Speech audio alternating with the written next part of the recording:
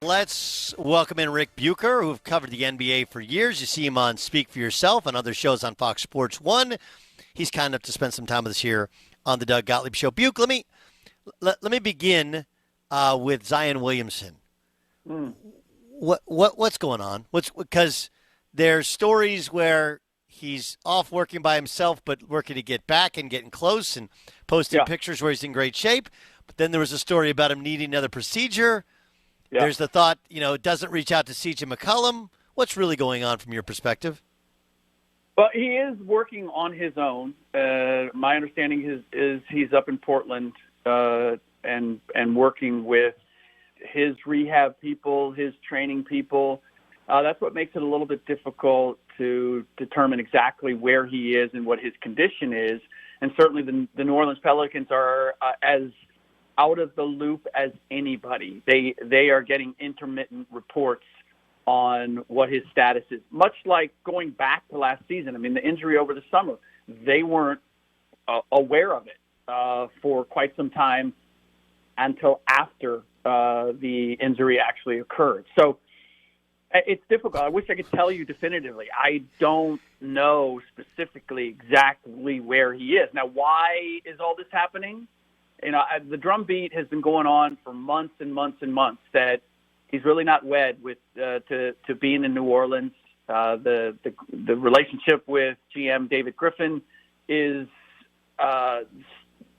fractured, if you will, and that the people around him feel like he's too big of a star, that New Orleans is too small of a market for him, and that he never really, really wanted to be there from the very start. And so how much of all of this is standard operating procedure for Zion? Because I've been told that he was somewhat of a detached teammate going back to the Duke days. So I think some of it is just the way Zion operates and not fully embracing being the star and ideally, in the franchise's mind, the face of the franchise, and how much of it is he simply doesn't want to be the face of this franchise.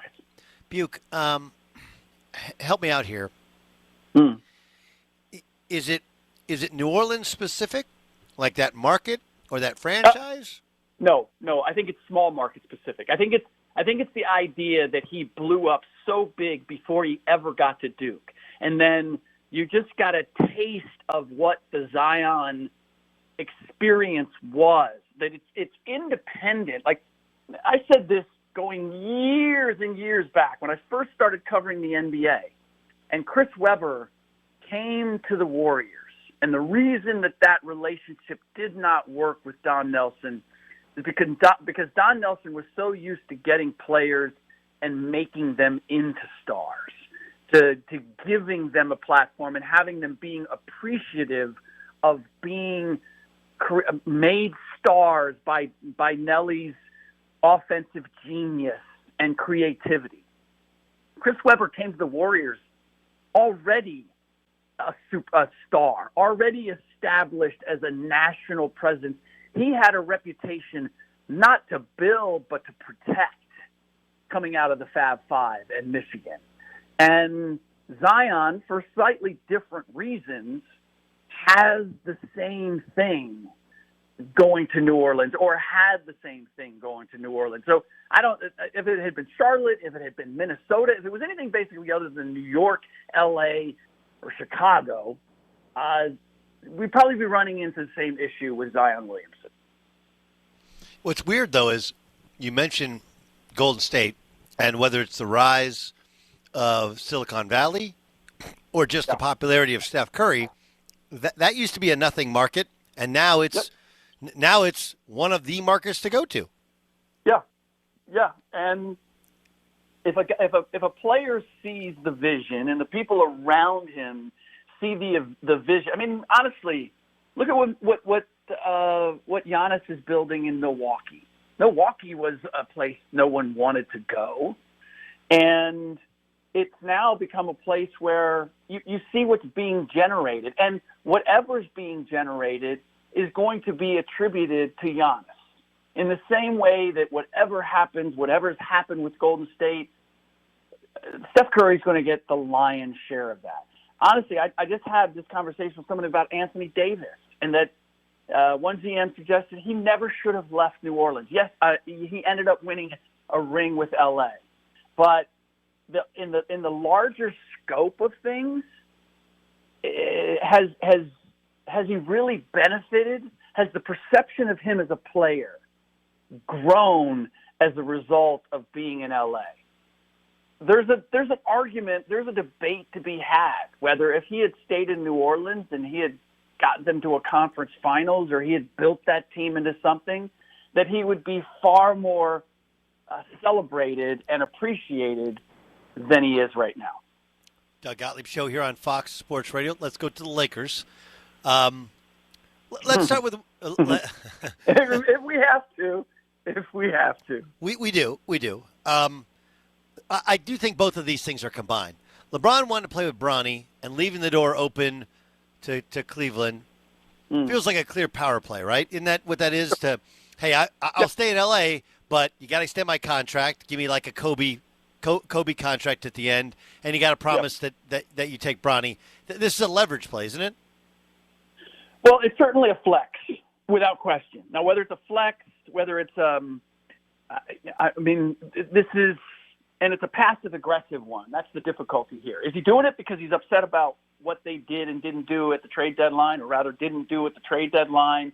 Is he simply, LeBron consistently, when his team doesn't look like it's playing for a title, he's going to create something. He's going to do something. It's going to let everybody know I'm not happy. And so does this fit into that? Is this just an emotional reaction, or is this a larger play? I've already been talking to people. I'm going to write something for Fox Sports, the Fox Sports app this week, about trying to figure out what the value of LeBron James might be at age 40, 2.5 years down the road. Because that's really, when people talk about this being a G move and this is a leverage play and all of that, in the short term, you're right. If it's that, then it makes sense. If it's, I'm really just want to make sure that Bronny is going to be in the league and I'm going to get my wish to play with him, and I'm going to throw this out there now. Nobody's planning for 2.5 years from now, unlike back in 2010. Right. They're all looking at it and saying, okay, well, you know what, we'll wait until we get there, and then we'll see what LeBron's value is, and we'll see whether this would be worth doing. So to your point, if it's a leverage play right now with the Lakers, that makes a lot of sense.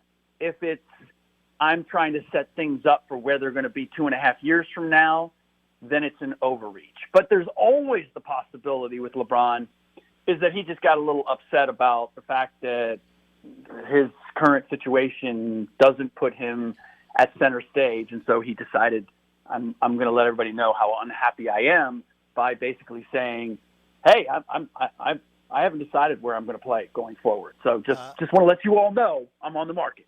Isn't this a case of I use the Rodney Dangerfield line, right? Just the other night, my wife told me to take out the garbage. I told her, you cooked it, you take it out, right? Whoa, you did?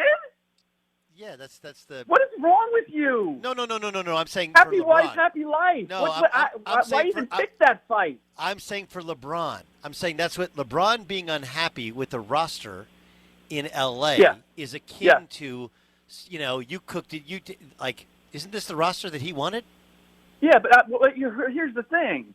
Yeah, exactly. I mean, for him to suggest that, look, they were. This is the issue, from what I understand. If they wanted to, what's been reported, and I haven't had any indication that this is not true, they wanted Russ to be traded to Houston for John Wall and a future first-round pick.